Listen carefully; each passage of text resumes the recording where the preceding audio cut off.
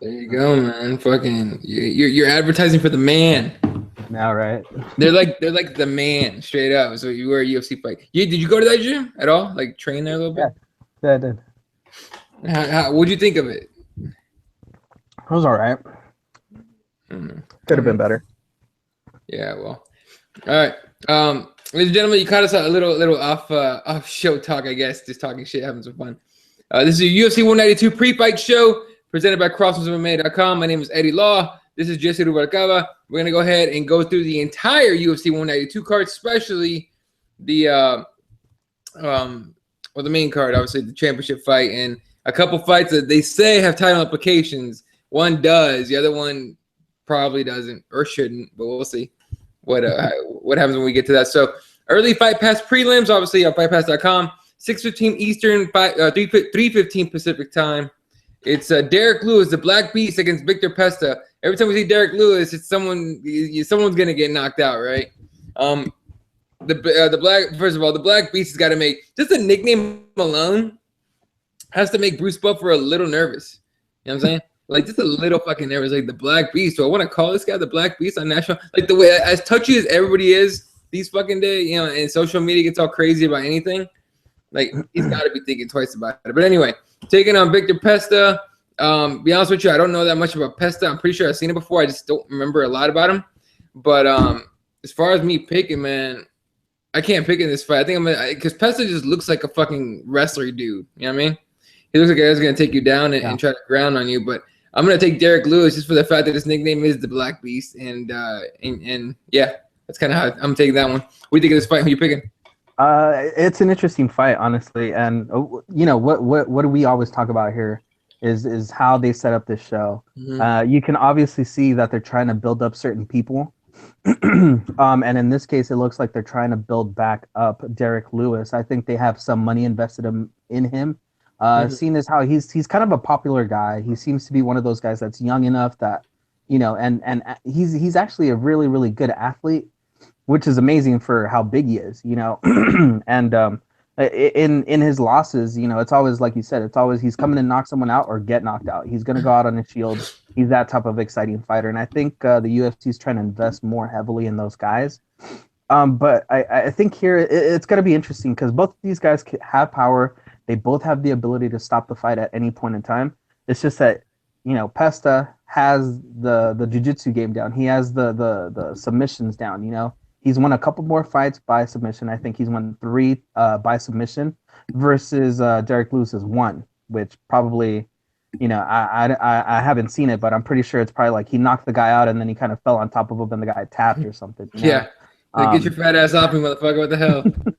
Yeah, exactly. I mean, I don't think it was like anything too skillful that we could point to that he's got like a ground game.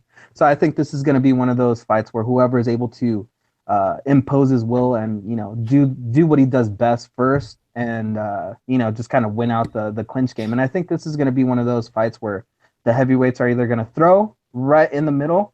Someone's either going to get hurt, go to the ground and get submitted, or they're just going to throw until someone gets KO'd. Again, I'm going to go with Lewis just because he seems to be the more athletic guy. But I think Pesta's got something here. It's going to test him for sure, you know. And, you know, Lewis, his losses kind of make me iffy, you know. Sean Jordan, Matt Mitrione, not, you know, cans, but still, we'll see where he's at here. You bring up Matt Mitrione, man. You hear about that fight against Travis Brown? No, really? That's what I heard. Meathead against Travis Brown. Meathead's a little Matt Brown, huh? Yeah, they're trying to kill Matt Mitrione. Yeah, I think Mitrione's like, give me a fight. How about Travis Brown? He's like, whoa, hey, wait a second. Fucking, isn't Brendan Schaub inactive? Fucking bring him back. This is bullshit. But yeah, no, it's gonna be a rough fight for mostly for Meathead, but we'll find out about that later. And I don't even know. I think they announced the fight and what card it was on, but I don't remember what it was. But anyway, next fight, the flyweights, number 10 ranked Chris Carriazo Kamikaze taking on Sergio Pettis, little brother Pettis. Carriazo is one of those unfortunate guys that got thrown at DJ way too early. And I think even if you gave him plenty of time to train and years of experience, he still wouldn't be good enough to beat DJ, I don't think. But just another one of those guys that lost to DJ. Sergio Pettis, the younger brother of Anthony Pettis, both lost on the same night. except the elder Pettis had a lot more on the line and lost a lot more that night. We talked about, brothers fighting the same card. Obviously, no Anthony Pettis on his card, but Sergio Pettis trying to make his mark in the bantamweight division. Obviously, Pettis is younger, right? Yeah, he's younger, less experienced. Not by much, mind you, though. He is 12 and he is 12 and shit. Where is it? 2. Yeah, 12 and 2. 12 and 2. Yeah. Yeah. So I like his game. I like his the fact that he's well rounded. Kyrie also goes to too many decisions for my taste. I think Pettis is gonna finish him somewhere in the second round. But that's gonna be my pick. Who you got in this fight? I have to agree with you. I'm gonna go with Sergio, but I think it's one of those things where this is gonna prove where Sergio is, given the fact that Carriazo in the UFC, he's only lost to 2 people, Henry Cejudo and DJ. Those are 2 guys that not really a bad way to lose. Like if you're gonna losing to those 2 guys, not a bad way to go. The thing that gives me a little bit of iffiness here with Sergio Pettis is his losses. Ryan Benoit, good guy, good fighter, well-rounded, really came in with a good game plan against Sergio. But then his other loss is Bruce Leroy, a guy that just is so iffy, moving around in weight classes, just he's got a personality. Just I don't know, like he needs to find his place in a division and just go for it. And so those 2 losses kind of irk me a little bit. And I really think that for Pettis to Sergio to stay here in the UFC, he's got to win this fight. I mean, and see, this is the problem with flyweight. How do you have such a kind of important fight at flyweight? Why? Because Chris Carriazo fought for the title, fought who most people think is the number 1 contender, lost. It was pretty competitive, and still this is the second card on Fight Pass. I mean, these 2 guys eventually, Carriazo might win a couple of fights and, fight DJ again, or Sergio could, go on a run and fight DJ for a title. How can you bury these 2 guys, these flyweights, down so far? There's some fights that, could be pushed down a little bit more, and this one moved up a little bit more. But see, this is the problem I think that we're having with flyweight. We're not seeing these guys. We're not kind of pushing them up and, putting them on that pedestal so everybody kind of falls in love with these guys, because these guys can really put on exciting fights. So, but yeah, I think Pettis needs to win this fight. I think he has to come in with a great game plan and really prove that, he belongs here in the flyweight division. Yeah, I'm with you on that. Pettis is I mean, kind of his only claim to fame is his last name. He hasn't done anything on his own, so it's about time that little brother step out of the shadow and finds a way. Fucking Andrew Reid. Sorry, I'll read his tweet later. Whatever, dude. He needs to fucking do something on his own. He step out of his brother's shadow and make his own way. All right. After that, we get Francisco Trevino out of Mexico against Sage Northcutt. Super Sage Northcutt. Now, if you watched any of those new Dana White like scouting videos he does now or whatever, those it's like looking for a fight, I think it's called. It's like I guess somebody was saying, I forgot who, I think on one of those MMA shows that I was listening to, a podcast, they were talking about how Tap Out used to do this show where they'd go around, basically drive around in a crappy bus, and they would find basically unsigned, really talented fighters and basically sign them to their promotion, their sponsorship, and kind of just push them along, just looking for those guys that nobody is going to find unless you're going to some middle of nowhere, in a gym, in the back alley, like Frank Shamrock, or was it Ken Shamrock used to say, they surrounded a couple cars and, fought in a bunch of cars just with the headlights or whatever he used to claim. But yeah, I mean, that show it's got its moments. If you want to pay Fight Pass to watch that show, great, good for you. I think I saw it on YouTube somewhere. Someone's like, fuck that shit. Freedom. But yeah. So the Sage Northcutt kid, no one knows very much about him. From what I saw in the video or on that show, though, he's pretty athletic. He's got the karate going, right? But his opponent left a lot to be desired. So I wasn't really impressed with the fact that he beat him. So I go with experience on this one. Francisco Trevino I think he's gonna take it. We've always talked about UFC jitters. They're absolutely real. And he's going from a tiny show, and I think it was Atlanta, Georgia, to the show, the UFC. Sure, it's on UFC Fight Pass, but we've seen guys get on UFC Fight Pass and be friggin', not on their game that we've seen, on YouTube and other fights. So I'm gonna go ahead and take the arena on this one. Who you got?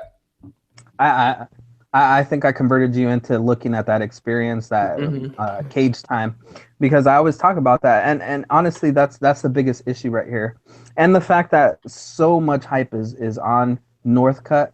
Plus, this is his hometown. He's straight out from Texas, right? They're fighting in Texas, so yeah, I mean, it's so much to handle. He's really young, so I mean, if he's able to pull this off, 5 professional fights, if he's able to pull off a victory here against a guy that's pretty experienced, pretty savvy. I don't think Northcutt is coming with anything that Trevino hasn't seen before. It's just the way he implements it. And like you said, I mean, if you look at Northcutt's record, it doesn't seem like it's anybody important, anybody that's going to make a statement. No names, nobody that anybody's going to recognize. So I mean, this is a big step up for him. Really young guy, so we'll see how it goes for him. But it should be an interesting fight. I recommend people to really watch this fight because, like you said, it could be a star in the making, or it could just be another flop. Just one of those things where they're kind of trying to bolster somebody up, because what division is this? Lightweight. Lightweight. See, that's a problem because there's a lot of people in that weight division. Oh, yeah. I think it'd be better if they found someone in a flyweight division or one of those lower weights. Because what we need there is exactly what we always talk about. We need a guy, an icon, Conor McGregor, a Chael Sonnen, somebody to kind of stir up the pot and make it exciting. Again, I just don't see how, with all those things kind of against him, being in his hometown, UFC, the big show, all that stuff, being young and inexperienced, it's a lot to overcome. So I got to go with Trevino here. We'll see how he does, but hopefully he does good. Yeah. I mean, look, that any division, we could always use more stars. Fuck it. So hopefully Northcutt's something, but I just don't buy it. All right, moving on here. Adriano Martins from Brazil taking on Islam Makhachev from Russia. I'm just going to pick the Russian because the Russians are scary motherfuckers. So I'm taking Makhachev just out of pure scary ass fucking dude. But Martins is a veteran's veteran. 27-7 in his career. He throws hands. He throws hands. Mostly knockouts and TKOs on his record. Meanwhile, Mr. Makhachev seems kind of like a hug and pray and kind of sub you once in a while kind of guy. So I think he's gonna end up taking Martins down. Even though Martins is the Brazilian in this fight, and should be solid on the ground. I think Makhachev's gonna finish him on the ground at some point in the first round. But who you got in this one? I got to go with Martins here. I think that he already proved to me that he knows that kind of Russian Dagestani style with his last fight. I think he fought who was it? Ruslan something, right? Was his last fight. It was a split decision, but to me he showed that he has something for that style, that grinding, wrestling based style. And I don't think that Makhachev has anything new or different. Undefeated, great, but I think Adriano Martins has just the knockout power, and I think he's just savvy enough to be able to figure this guy out. I just think a lot of people are down, I think, on Martins because of the fact that he went in there against Cowboy and got neck kicked in the, he took a shin to the neck and just went completely to sleep. But I mean, you look at that fight. I mean, he was fighting a high level guy. Really, really good technique that Cowboy used to really set him up for that kick. And since then, he hasn't really faltered since then. So I think Martin's gonna come in here and prove something here. Take out that, give Makhachev that one on his record, that loss. Definitely. All right, moving on here. The FS1 prelims, 8 p.m. Eastern, 5 p.m. Pacific. Finally on FS1 and not FS2. Sexy shit. Number 4, Rose Namajunas. We get the straw weights, the ladies. Number 4, Rose Namajunas. Thug Rose against Overkill Angela Hill. It's pretty easy for me to pick this one, Rose Namajunas, all day because she has a ground game to which Angela Hill has none. Angela Hill does have a mean stand-up game that we haven't gotten to see I don't think at full power, full effectiveness, whatever you want to call it, yet. Could happen in this fight, but I don't think it happens. I think Rose is too damn good everywhere. In comparison to Angela Hill, by the way. So I'm gonna take Rose. I'm gonna take armbar. Who you got? Man, you said that Rose has a ground game. I don't know. I don't know what fight you saw when she fought Carla Esparza, but she had no ground game there. Carla Esparza's on all kinds of shit. Okay, cookies my ass. All right, just kidding. All right.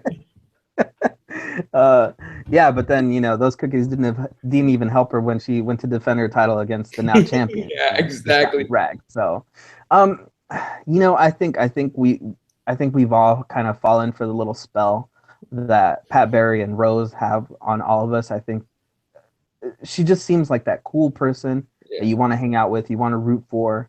There's a lot of those in the sport. And I think we can't really tell who's got the edge here because both of these individuals, Rose and Angela Hill, are really, really early in their career. I just think Angela Hill has a little bit more to offer here. Her last fight against Tisha Torres it showed me a little bit more of what she's got. She's got heart. She's got the skills to stay in there. I don't think Rose is going to be able to implement something that Angela Hill won't be able to really handle. That being said, it should be pretty interesting. I think this will be an interesting fight. It sucks that we're getting this fight so early in their careers. I think if you give them a little bit more opportunity to grow, both of these ladies can be something important in this division. But too bad. I'm gonna go with Hill. I think she's gonna pull the upset here. I think she's been, she's kind of flying under the radar, and people are gonna take her for granted. I think she's gonna show something here. All right. I'm just not convinced that Angela has any kind of ground game whatsoever. But maybe we'll see. I agree with you. I think both of them haven't shown anything that we can really tangibly go off of. They don't have huge records. They don't have a jiu-jitsu background where they competed or anything. We don't have really much of that. So I mean, you just kind of got to look at the level of competition and how they did against each level. And I just think Angela Hill did a lot better in her 3 fights than Rose did in her 4 fights. Look, man, all you need to know, and all I need to know is YouTube Thug Rose flying armbar, and just have fun with that shit. All right. Anyway, all right, moving on. Alan Jouban against Albert Tumanov. We got Brahma against Einstein in the 170 division. I'm a big fan of Jouban, to be honest with you. Dude can fight. He ain't no bitch like I thought he was when he first came in. When they said, "Oh, he's a model," I'm like, "Pussy's gonna get knocked the fuck out." He likes to throw fucking. He likes to throw down. Gotten screwed by a couple decisions here. I think the last fight he had was a loss, and it was a real shitty decision. I think, if I remember correctly. Huh? I think he won his last fight, didn't he? I don't remember. He had a really shitty decision recently then, but yeah. I'm sure he did. Yeah. Anyway, so I'm gonna go Jouban here, even though Tumanov is a fucking tough fight for anybody. But and he likes to throw hands too, so I think it's gonna be another. I hope it's gonna be one of those just stand-up wars.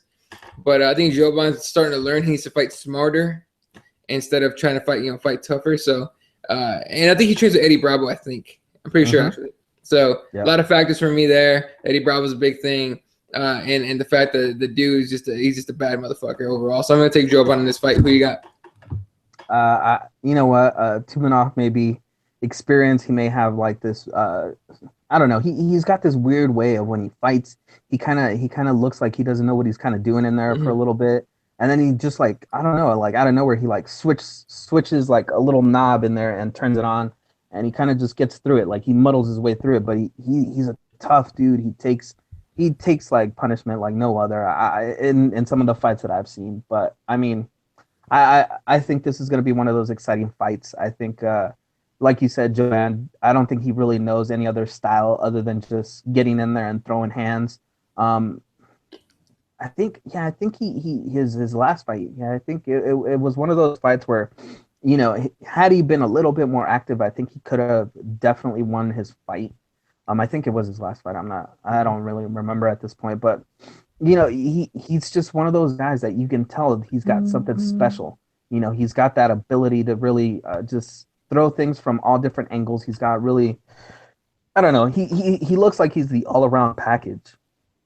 And it's just one of those times where sometimes Jesus, some of those times like he just doesn't like put it all together. Occasionally, like he kind of like brain farts and he's thinking too much about just trying to knock people out, trying to be exciting when he could be using all his skills that he has and possesses.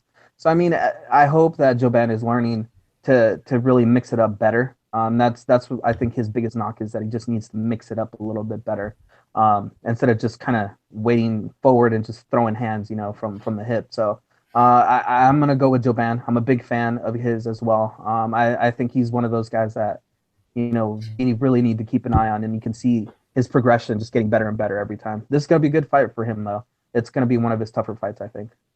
Definitely, I'm with you on that too.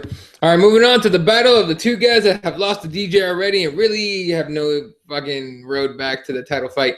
Ali Baragatinov against Joseph Olivi Benavidez, whatever.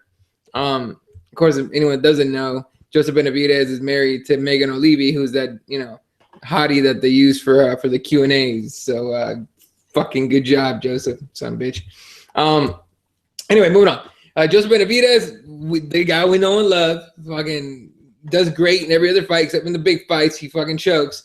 Ali Bagatinov is the guy we know for EPO and still got outrun and outstruck and out everything. He gassed out anyway against Demetrius Johnson. It's a fight I really don't care about, but I think it's underrated. I think people are overlooking it, and I think Joseph Benavidez is gonna just do what he does, is win fights he's supposed to win, and then they'll give him a title shot soon again, and he'll lose that one too.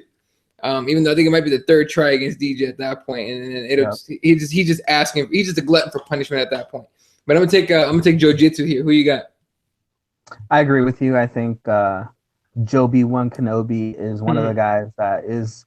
He's like that guy that's always gonna be the number one guy. He's like a Junior Dos Santos, where he's always that guy. He can beat everybody underneath number one, but just can't beat number one. He just can't take that last step.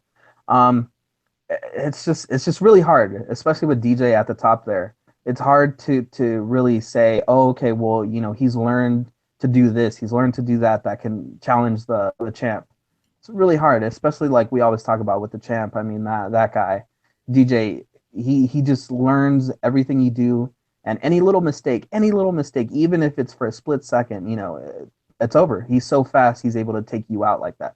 Yep. His last time when he fought Benavidez, he knocked him out, and it was just a momentary lapse where Benavidez was stepping back and trying to reset himself, and he just got eaten up by punches. Yeah. It's just those little things that makes it really hard to say that any one of these guys can really make a run at DJ. That being said, the problem here is that you got a heavy striker against another guy that's a striker / wrestler. With Bagatinov having a nickname of the Puncher King, really more well known for his power more than anything else. And the thing is that we talked about it, I think, last time. When you're just trying to strike people and you're missing, that's draining your energy way more than when you're hitting people and just throwing and knocking people out.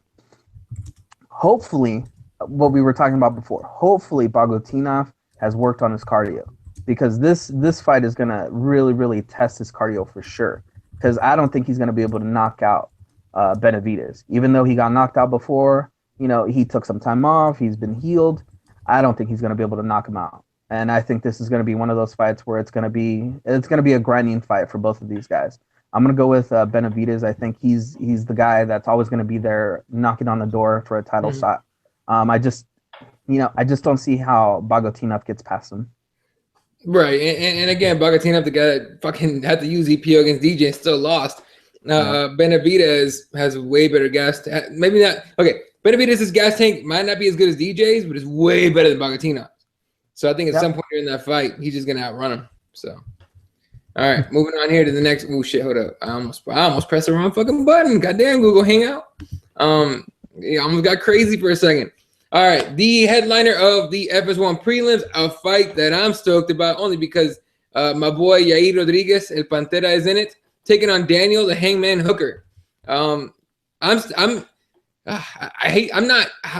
not to hype this kid up. I'm really trying not to, but he's so good. You already He's did. so See? good. You already did. Look, my people need a fucking hero. All right, Kane fucked us over. All right, let's be honest. And this guy's legit 100% Mexican. His Spanish is fucking legit. All right, you can't mistake the name Yair. All right, at all.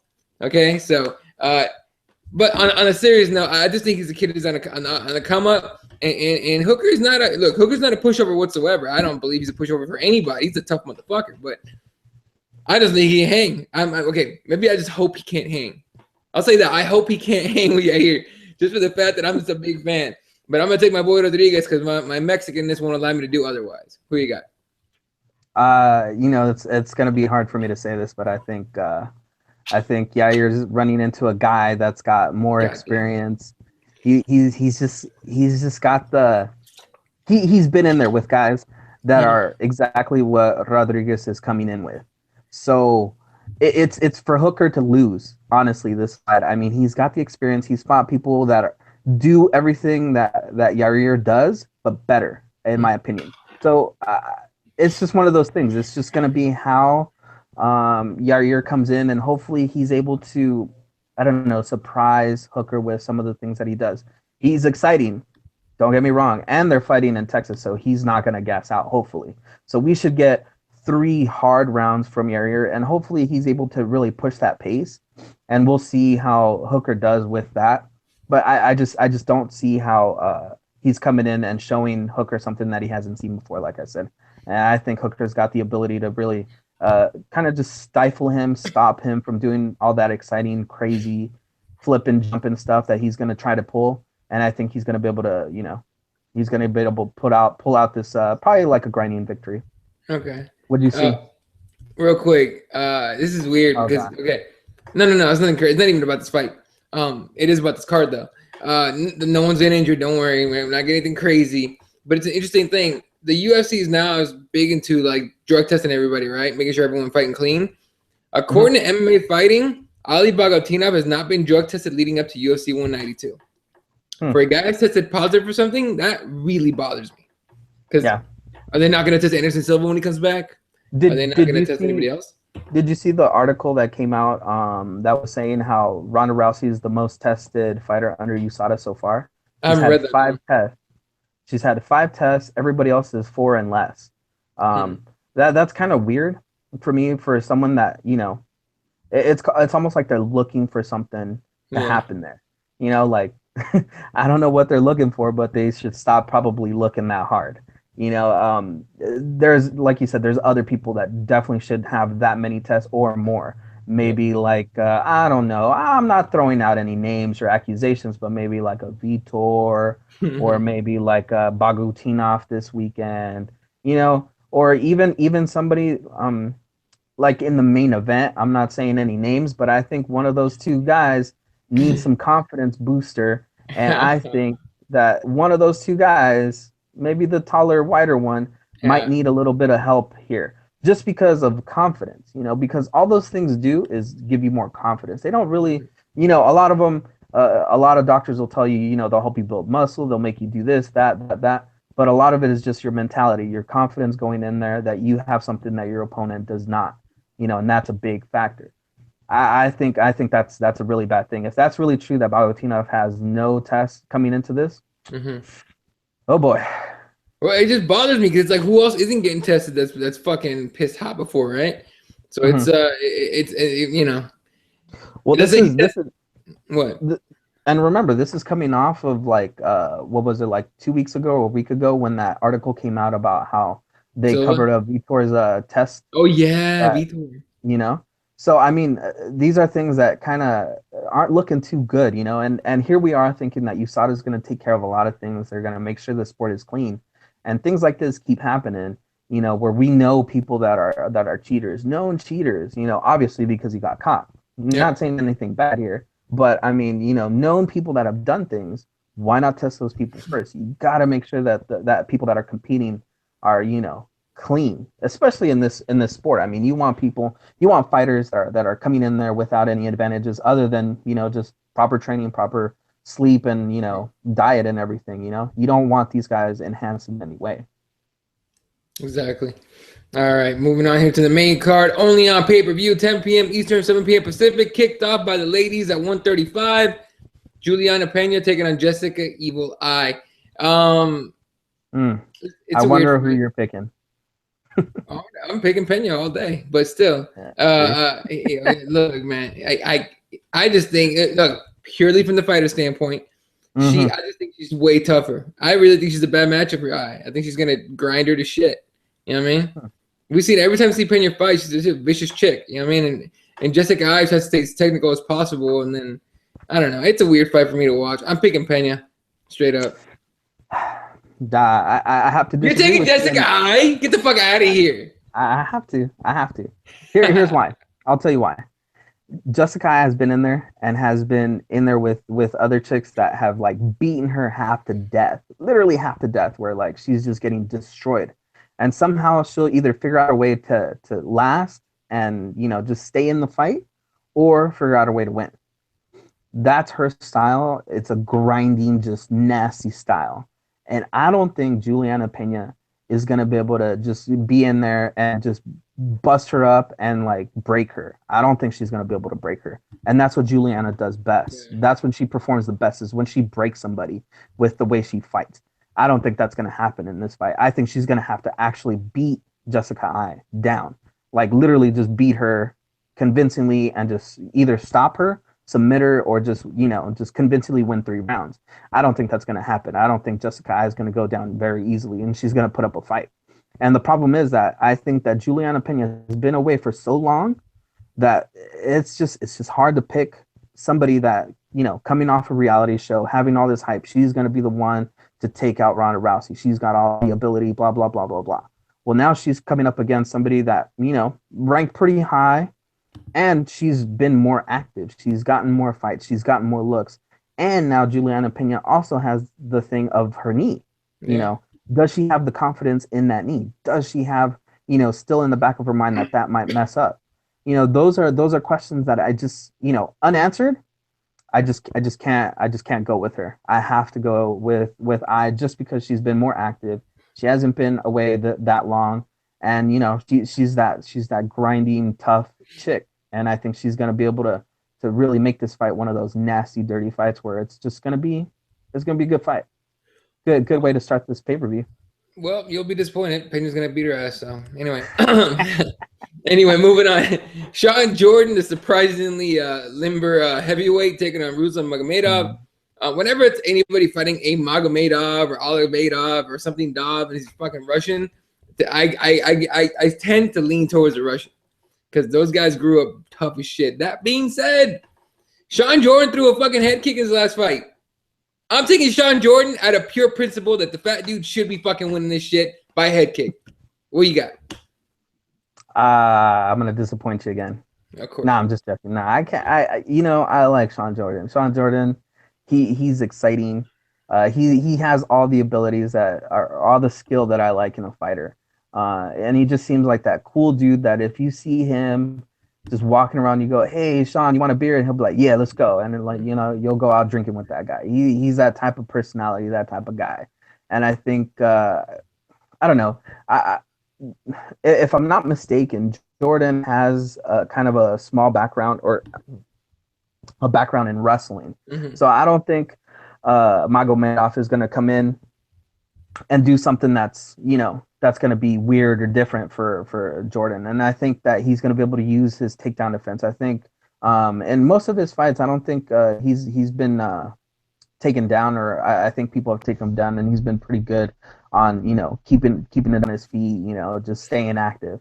And I think it's just, he's going to show us his athleticism and how good he is at that takedown defense. And I think that's the key here. I think that Sean Jordan, just because he is so athletic, he's going to be able to stop those takedowns and just keep coming forward, you know, throwing those big bombs. And maybe we'll get another one of those, like, you know, head kicks or something even more exciting. You know, who knows? I mean, he always says that he practices crazy Showtime Pettis type things. So we'll see. Yeah, he's a big dude. I want to see tomorrow, tomorrow the weigh-in, see how heavyweight comes in. So Anyway, all right, moving on to what they're saying. It has possible title implications. I don't buy it, not for a second. But let's just talk about it. Number 4, light heavyweight Ryan Bader taking on number 5, former champ Rashad Evans. Rashad Evans being out, huh? He's still ranked number 5? Yeah, number 5. God dang. You know what? We'll talk about rankings later because they get really fucking weird. Michael Bisping is ranked way too high. Let's be honest about that. Anyway, all right. That's neither here nor there right now. Anyway, excuse me. Wow. Rashad Evans coming off he's been off for like 2 years, right? Or like a year at least. Nah, more than 2 years. More than 2 years? Knee issues and all that. 2013 was his last fight, I think. 2012, something like that. I can't pick Rashad Evans. I want to. I really do. But Ryan Bader's been active. He's been wrestle fucking dudes to death for wins. He's arguing that because he is, said wet blanket, he should get a title shot. Go ahead, UFC. Give him a title shot because you know who's coming back? John Jones. And you know what John was going to do to wet blankets like DC and Ryan Bader? DC's not a wet blanket. I'll take it back. He actually fighting on his feet. But wet blankets like Ryan Bader are going to get thrown around and made fun of quickly and embarrassingly and make Ryan Bader cut weight and muscle to go down to 185 to see if maybe he could do something there. But I'm going to pick Ryan Bader. Just active, healthier than Rashad Evans. And Evans has been up for so damn long that knee is going to be I believe the knee is going to be an issue. And cage rust, man. Cage rust is real, I think. So who you got? I got to agree with you. I mean, pretty much everything you just said, plus the fact that Rashad Evans, I don't know if you saw one of those embedded shows or one of those. Mm-hmm. He was talking about how, he wasn't planning on ever coming back. He was kind of just happy being pretty much like semi-retired. Mm-hmm. He didn't say it, and I think he's fallen in love with being an analyst, just kind of sitting back, watching dudes fight and him not being there, taking the brunt of the punishment, his body not, having to take all that punishment. And he said that the only thing that really ignited his fire back was being a part of that tough show, that Black Zillions versus what was it? Team whatever the other team that lost. Fuck. No, I can't. I was gonna say American Top Team. Yeah, American Top Team, ATT. Yeah, ATT. So I mean, sorry. It's true, and that's the thing. Like to have somebody else ignite the fire in you to go back and fight. That's not the mentality you want to be at. You want to be ignited by that. You want to be a champion. You want to, go back and prove yourself. Those are the ways that you want somebody talking, like when you hear Dan Hardy talk about it, Dan Hardy talks about that he's a warrior. He feels that he needs to go in there and go out on his shield, just fight. He just wants to fight. He doesn't want to be there because, someone else motivated him or, he just feels like he needs to fulfill his contract. None of that crap. He just wants to fight and scrap. And Rashad Evans doesn't talk like that. That being said, if we get the Rashad Evans that has fought, a couple years ago, kind of slowed the pace down, not really throwing his hands as much, being really, really tentative, I don't think he's got anything for Ryan Bader. I think Ryan Bader has improved a lot, and I think hopefully Rashad Evans hasn't, underestimated Ryan Bader here, because I think it just seems like he's that type of guy, Rashad, that just kind of goes, I've seen how he fights. I can knock him out. I can out wrestle him.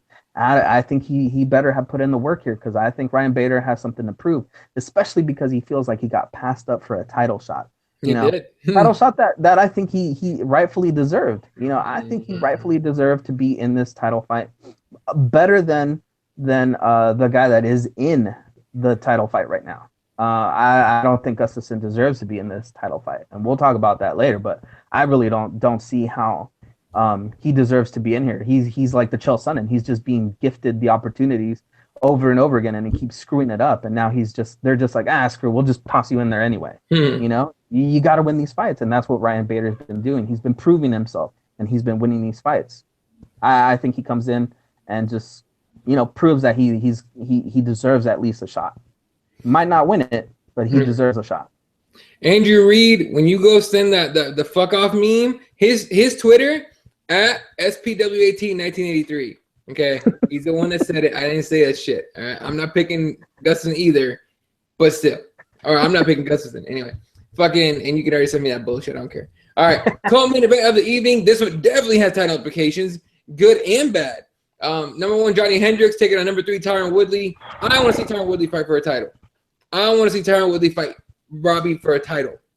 ASAP as fuck. Okay, even Carlos Condit for a title. I don't give a fuck. But I want to see him in the title fight as soon as possible. Right, dude comes to fight, and he's gotten smarter as he's had more fights. Johnny Hendricks just gets more boring. At first he used to be the kind of guy who would knock dudes out, right? That left hand's a motherfucker, and he sent Campman to the floor. He fucking knocked out just a bunch of dudes, and now he's all about taking people down and just hugging them and scoring takedowns and all that bullshit. So I'm gonna take a Tyron Woodley, just hoping that he wins, man. But it's one of those things. Like my heart says Woodley, my head kind of says Hendricks, but Hendricks is going to have to survive the first round and a half at least to be able to execute his plan. But I'm going to take Woodley on this in hope of a miracle. Who you got in this one? I think it goes both ways. I think both of them are going to have to survive the first round. Johnny Hendricks, he has shown that like in the first round he'll come out swinging, just trying to finish the fight, and then he'll slow down. As soon as he doesn't get the finish, he'll slow down, and it's like he gets stuck in like first gear. And I don't know what it is about him, but I call him Crybaby Hendricks, and I don't care if he's in front of me. I will tell him that to his face, just because of the fact that what really pisses me off is what he said recently. Blaming the fans for not getting the title shot is such crap, dude. Honestly. It just pissed me off beyond belief, because you do not blame your fans who buy your products, support you, cheer for you, over you not getting a title shot. Why didn't you get a title shot? Because you're not exciting. How did you lose the title? You weren't exciting. I was there for that fight when he fought Robbie Lawler the last time. What did he do? He just tried to hug him against the cage and just try to kind of, I don't know what he was doing. Like he was getting lit up on the feet, and then he just kind of push him against the cage and hold him there, and just kind of surviving. Trying to say that he was winning the fight because he was controlling. Like no, like dude, come on. I don't know what happened to Johnny Hendricks. I don't know if like he's more tentative, or he thinks that maybe winning fights by just winning rounds like GSP is gonna get him to be the most popular guy, but it's not. It's working against him. He needs to do something. He needs to change something up. And he needs to go back to the way Johnny Hendricks was. The reason that we all cheered for him was he was knocking dudes just cold. I mean, the way he knocked out, who was it? I forget his name, but he's fighting for a title against Yushin Okami. God, I forget his name, but the vegan guy. Well, anyway, he knocked him so dead. I mean, that was crazy. Was that Fitch? No. Yeah, John Fitch. Yeah. Okay. Yeah, it's John Fitch.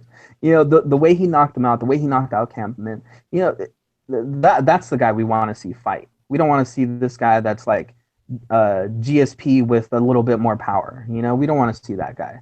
And on the other side, Tyron Woodley, he's that guy that should be the number one contender. I think that Tyron Woodley has kind of been screwed in here and there. And I think this is kind of like their way of making it up to him. I think they're just kind of putting him in there and saying, hey, if you win this fight, I'm pretty sure that they've told him that, you'll get a title shot after this fight, and take that title shot away from Johnny Hendricks. And that's what he's got to do. That's what you've got to do. You got to take that opportunity away from somebody else. And I just see different ways that Tyron Woodley can win this fight. His wrestling, the way that he transitions, and his striking game. I mean, he's got some vicious striking, his leg kicks. The way he jacked up Carlos Condit, in that first round, and then Condit's leg fell apart, but and then Tyron Woodley said that it was his doing. Not so much, man. But I mean, yeah, like his killer instinct is there, and that's the Tyron Woodley we want to see. The guy that has that killer instinct, doesn't quit. Hopefully, we don't get the guy that who did he fight? That there's just bad fight, like the one that challenged for the title just recently, McDonald, Rory. Yeah, when he fought Rory just figured out, how to kind of avoid the power shots and just kind of made him look like he was an amateur, and he froze. Tyron Woodley froze in there, and Dana White told him, like, I don't know what you're doing, you got to get your head right. Pissed him off, You know, Right. but I mean, it's true. I mean, you look at you look at some of these fighters, and you can tell when they're on their game and when something's wrong. They're not doing what they're supposed to be doing. You know, they're not fighting the way they normally fight. Something's off. It sucks. It sucks being told that, you know, after you get beaten. But you know, sometimes you need that kick in the ass to kind of, you know, light that fire and go forward. But yeah, I agree with you. I think Tyron Woodley needs to win this fight just to prove, you know, all the crap talking that he's been doing recently about how he deserves a title shot. Nobody else. He's beaten blah blah blah blah blah. He just needs to go out there and win this fight. And screw Johnny Hendricks for blaming the fans. Screw that. Yeah, dude, he's gonna have no support, no support. So, yeah, hopefully Tyron Woodley wins and yeah, takes care of business. All right, main event time. Champion Daniel Cormier, the unfortunately paper champion. Yeah, paper champion. While we wait for the return of the great John Jones, who's coming back because he ain't getting shit. He ain't going to jail. He ain't going to prison. He got a slap on the wrist and a pat on the butt. Like, go get him, Tiger. That's all he got. So. Anyway, Daniel Cormier taking on Alexander Gustafsson. A lot of people pulling for Gustafsson, but here's my theory. Here's why my pick is the pick it is. I believe that fight Gustafsson had against John Jones was an outlier. I also believe John Jones didn't take that fight seriously at all. In fact, all the rumors coming out of that camp right before that fight went down, in fact, was John Jones taking it easy in the gym. He wasn't trying. Please tell me that you don't think a John Jones that would actually try wouldn't maul this dude in the first round. Gustafsson doesn't get out of the first round with a properly motivated and trained John Jones. And he got a half-assed, barely giving a crap John Jones, took him 5 rounds, and people think he's the next great thing. Now, Gustafsson is talented as fuck. I'm not going to say he's not. But I'm just taking it from the standpoint that everyone gives him credit because he went 5 rounds with John Jones, right? DC did as well, and they both still lost. You know what I'm saying? I think DC's gonna get inside on him. I think DC's gonna take him down as good as Gustafsson's takedown defense is. DC's very, very, very good at getting inside on you. Very good at getting inside on you. He's gonna hurt your body. He's gonna take you down, and he's gonna grind on you. And I'm gonna say DC decision. I don't think he finishes Gustafsson, but I think it's gonna be a DC decision. And you know what? I take it back. Give me a second. 3rd round TKO for DC. I'll give him that. But yeah, Andrew Reid's already gonna be cussing up a storm on Twitter later when he watches this tomorrow or whenever he watches it. But I got DC. Who you got? Man, he's gonna have to write 2 hate emails or tweets or whatever he's gonna do. But yeah, I honestly. Again, I don't think Gustafsson deserves to be in this opportunity. It just hurts me that he's in this fight. And I think we talked about this before. I think this is the reason why this fight card is not as talked about. It's not as publicized. It's not as hyped as it should have been. I mean, look at the fights that we were just talking about. Each fight, it's just exciting. Each fight is it's almost a pick 'em for most of them. You know, there's some mismatches here and there, but I mean, it's fighting. It's going to be exciting one way or another in all of those fights. And I think this is a pay-per-view that is really, really flying under the radar just because of this main event. And I think that's a problem. I think it's a problem when, you know, pretty much everybody's telling you, why is this guy fighting for a title? Why? Mm-hmm. Like, there's other people that should be in this fight. And this guy gets it. Like, he just came off of getting knocked out, like knocked silly. And I don't care what people say. There was no headbutt. There was no headbutt there. He just got cleanly clocked and put to sleep. Okay? And his last fight, lost. He's just, I don't know. It just drives me crazy. And here's the thing. You look at all those fights that he's had. The only time he's ever fought with any kind of range and used his length and his how tall he is and how lanky he is when he fought John Jones. That's the only time he's ever fought like that. Any other fight that he's in, he's real tight, he's real close, he doesn't fight long. And that's a problem, especially when you're fighting DC. Like you said, he's going to get in your face, he's going to grind you against the cage, he's going to hit you from all these crazy little angles, and then he's going to, you know, turn his hip, pick you up, and drop you on your head. And then he's going to start grinding you on the floor. And that's probably what's going to happen in this fight. And honestly, I wouldn't be surprised if DC knocks him out in the 1st or 2nd round. Seeing as how DC throws so hard and he's able to just, you know, kind of wade in there and throw those heavy punches, it just seems to me like Gustafsson really has a lot to prove in this fight. He has to prove that he deserves to be here. He has to prove that, you know, he has the ability to really take somebody like, you know, Cormier, you know, to the distance. He has a lot to prove. He has a lot of questions to answer, and I don't think he's got what it takes in him to answer those questions. Hey, Mr. Reed, sorry, send the hate mail my way, but I just don't see it happening. You know, you can take that bet to the bank. I think DC is going to come in here, and he's motivated. You know, especially after this whole thing that's been going on with John Jones coming back. You know, maybe soon. Who knows how soon he's going to be coming back? I just, oh Jesus, my bad. I fumbled. Sorry. Go ahead. I just don't see how DC doesn't take this seriously. How he doesn't come in and he just proves that he's the guy that John Jones has to beat for that title. You know, we could call it a paper title, we could call it a fake title, we could call it an interim title. It doesn't matter. Right now, DC is holding the title, Jones isn't, and he's going to come back and take it from him. Oh, yeah. It's going to happen. That's what's going to happen.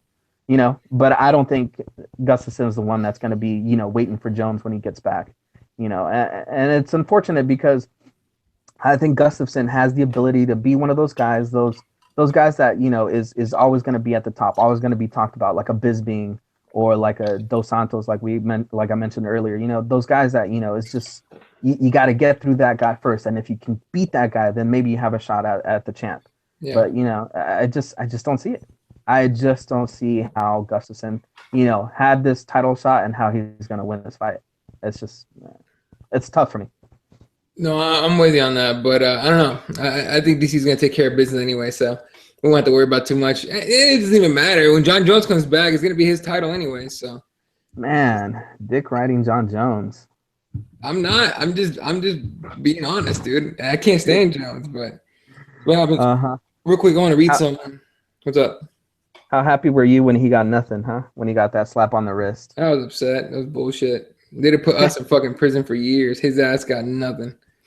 Real quick, before we move on, or before we end the show.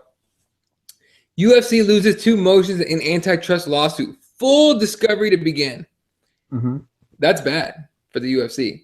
You know what that means? The Fertitta brothers and Dana White have to be 100% honest because it will be under oath when they talk to that judge. We're going to find out some nasty shit about the UFC real soon. I 100% believe that, dude. We're going to fucking, I don't know, it's going to get crazy. Well, just remember, I don't know if you heard, what was it, like a couple shows ago on Joe Rogan's podcast, he mentioned how Dana White now has to have a new, different phone because they're already investigating, you know, everything that he does, like all his records, all his texts, you know, they're already in the process of doing all this stuff, you know, and I think the biggest problem is, not a problem, I think the biggest thing that we're going to get out of this is the fact that we're going to finally get to see if that, you know, what was it, like Lorenzo Fertitta keeps saying that it's like a 60-40 or 70-30 split. He gave out this ridiculous number how, you know, they're really not making much money off of the UFC and the fighters are reaping all the benefits. Yeah, we're gonna prove. We're gonna get to see if that's really true. And I don't think it's even close. I mean, I think it's probably gonna be in like single digit numbers of percentage of the split, I think. And that's gonna be really bad for the UFC, you know, always trying to prop themselves as being, you know, the better product, you know, the better place for the fighters. It's not going to be good. Like you said, it's just not going to be good, but it's going to be good for the fighters. They're going to get to see how much is actually coming in revenue wise and how much they're actually worth, you know, and it sucks because them being told all this time how much they're worth, it just sucks. And hopefully this way we're going to be able to see fighters really be able to, you know, just enjoy fighting and being paid for it better. You know, this whole competition with Bellator and that new promotion, you know, in Japan and World Series of Fighting, you know, I think it's just going to get more interesting because now we're going to see all the cards on the deck, and we're just going to see where the UFC really is at. Here's the thing.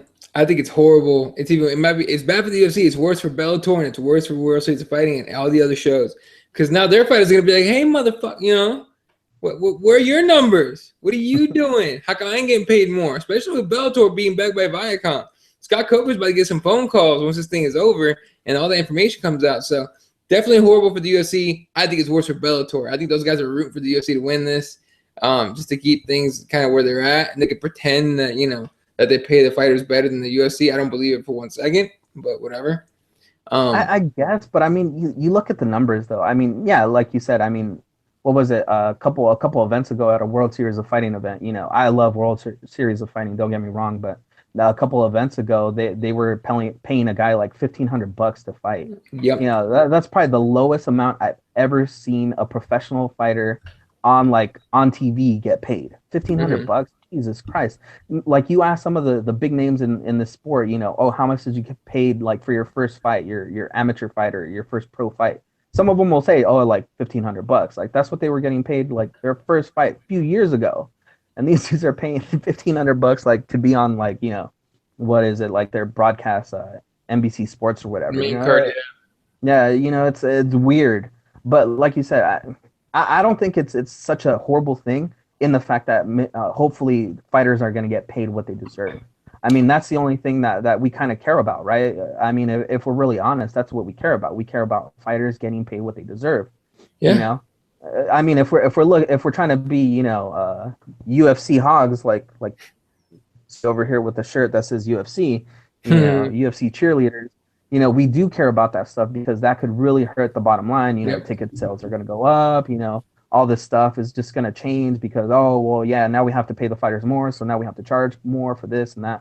It'll get weird for a little bit, but I just don't see it's going to be a bad thing for the fighters. No, it won't be bad for the fighters at all. I'm talking completely from the company standpoint. It's going to be bad for the UFC. So we'll see what happens. I don't know. Anyway, well, that's going to be it for us for the UFC pre-fight show.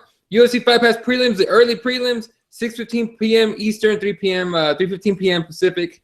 Then FS1 prelims, 8 p.m. Eastern, 5 p.m. Pacific. Main card on pay-per-view, 10 p.m. Eastern, 7 p.m. Pacific. So all you people on the East Coast, can suck it. You're always bitching about the fact that it's too late for me. I don't give a shit. Anyway, you know why I don't care?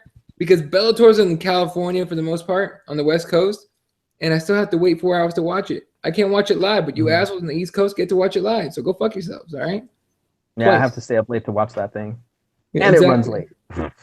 Yeah, I know.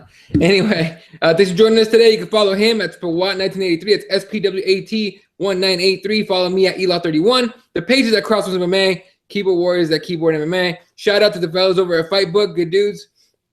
What else? Oh, yeah. I guess a personal note. Taking off to Tahoe tomorrow.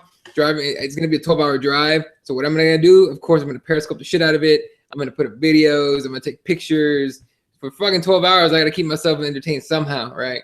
So I'm going to block you on Periscope, man. I better not be getting those updates all the time. Doo-doo. There's a way to turn off the settings, by the way. On the settings to turn that shit off. Anyway, but yeah. So follow me at Elaw31. You get that shit that he just did on your Periscope and whatnot on Periscope, and the same name on Twitter and Periscope and all that. And I'll put up pictures on Twitter and all that shit. And if you follow us on CrossBones on Facebook, if I see anything MMA related, I will post that shit. Anyway, so for my friend here, myself, thanks for joining us today. Enjoy the fights this weekend. Have a great weekend with your family and your friends, and fucking have fun. Later.